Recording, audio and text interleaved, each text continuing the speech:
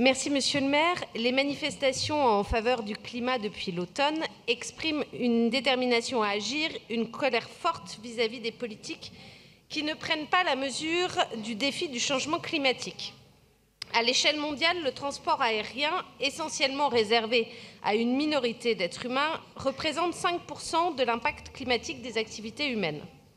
L'Organisation internationale du transport civil prévoit un doublement du trafic, donc des émissions, dans les 20 prochaines années. Un aller-retour Paris-Marseille, par exemple, est 37 fois plus polluant par avion que par train.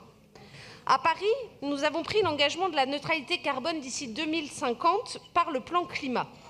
Le transport aérien est le principal talon d'Achille de notre stratégie. Il représente la première source d'émissions de gaz à effet de serre de la ville et de ses habitants, soit 34%.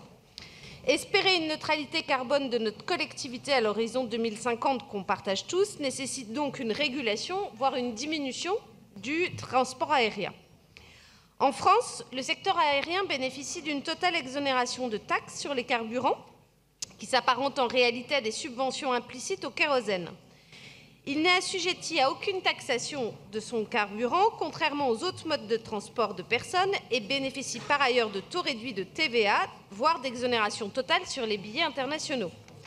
Les discussions internationales s'enlisent. Le transport aérien a d'ailleurs été exclu des négociations autour de l'accord de Paris. Pourtant, l'Allemagne, le Royaume-Uni et la Suède ont fait le choix d'une taxation climatique des billets d'avion et financent par ce biais leur politique de